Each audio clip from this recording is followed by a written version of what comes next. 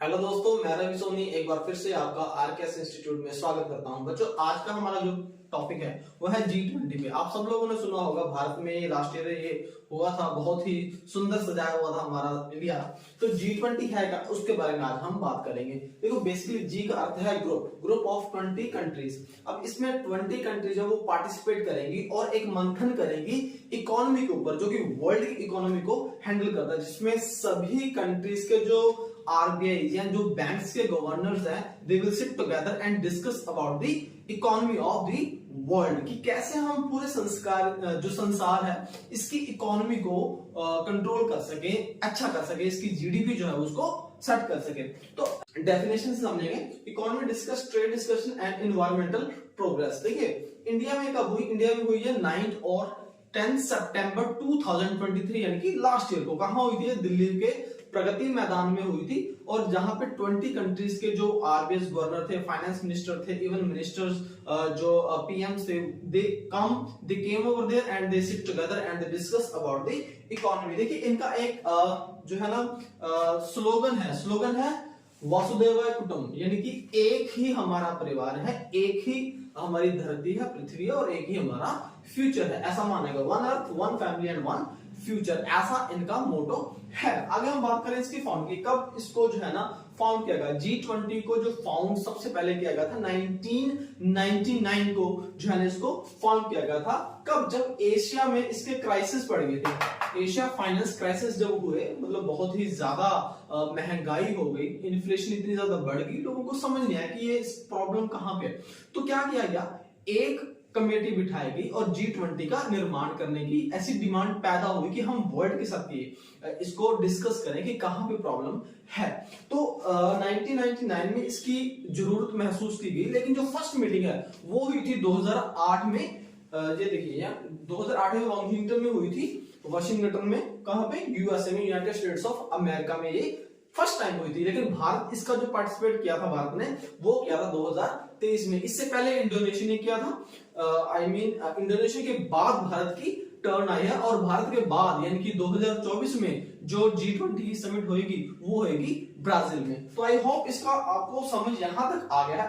अगर हम इसकी इन्वॉल्वमेंट की बात करें कि इसका फायदा क्या है, देखिए 80% ऑफ वर्ल्ड जीडीपी, यानी कि 80% वर्ल्ड की जो ग्रॉस डिपॉजिट जो है ना प्रोडक्ट्स हैं, वो किसके ऊपर डिपेंड करते हैं?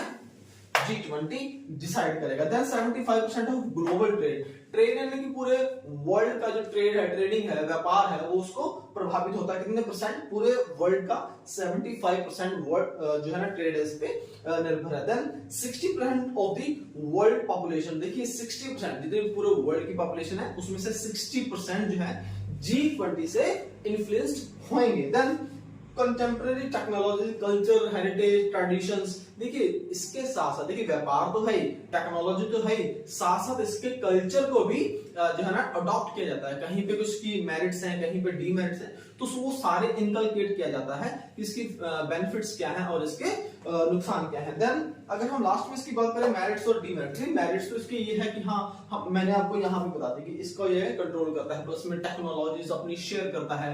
अगर आपके पास कोई एडवांस फीचर है, आपके पास कोई एडवांस ऐसी चीज है जो आप सिर्फ अपने देश में ही नहीं बेचना चाहते बल्कि अदर कंट्रीज में भी आप उसको सेल करना चाहते हैं, तो उस देश का जो फॉरेन मिनिस्टर है वो उसको साइन करता है कि yes, we are accepting your product in our country, then only we can use that products.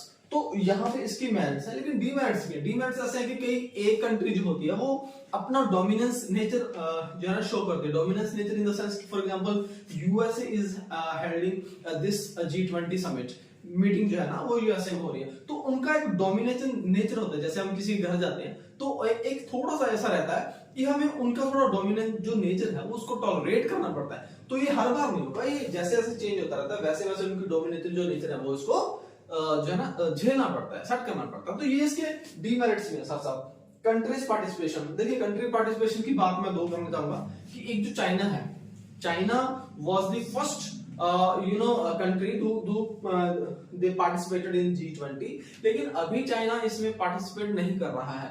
China ने बल्कि G20 से अपना नाम कटवा लिया है, निकल गया है G20 से। उसका रीजन ये है कि इसकी कंट्री जो है वो भारत की सीमा के साथ लगता है। इसका बॉर्डर जो है वो भारत के साथ लगता है और चाइना के साथ इंडिया के थोड़े से हल्के डिस्प्यूट रहते हैं हमेशा, तो इसलिए चाइना ने वहां से अपना विड्रॉ कर लिया है। जहां तक बात पाकिस्तान की, पाकिस्तान ने कभी पार्टिसिपेट किया ही नहीं, या यूं कह लो कि G20 में पाकिस्तान को शामिल किया ही नहीं जाएगा। अगर पाकिस्तान चाहे, even Pakistan cannot participate or can be the member of G20. So these are the countries, those who are the participate, those who are the member of G20. First is Argentina, Australia, Brazil, Canada, China, France. आप इसमें China काट सकते हैं, France, India, Indonesia, Italy, Japan, Mexico, Korea, Russia, Saudi Arabia, Turkey, UK, USA, and then African Union and European union.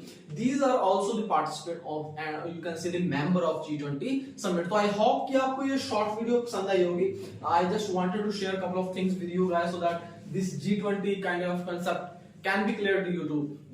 कई बच्चों को नहीं पता कि G20 एक्चुअल में है क्या, इसका रोल क्या है. तो धीरे धीरे साइमल्टेनियसली इसका जो यूज है वो बढ़ता रहेगा. आने वाले टाइम में इसकी यूज बहुत ज्यादा बढ़ने वाली है और ये आपके कॉम्पिटिटिव एग्जाम्स में भी आ सकता है कि G20 क्या है, कब हुआ था. भारत में ये 9 and 10 सितंबर 2023 को दिल्ली में हुआ था. तो इस चीज को आपको ध्यान रखना है. तो बच्चों, अगर आपको वीडियो पसंद आई है तो इसको लाइक कीजिए, मेरे चैनल को सब्सक्राइब कीजिए. Thanks a lot for watching. जय हिंद, जय भारत.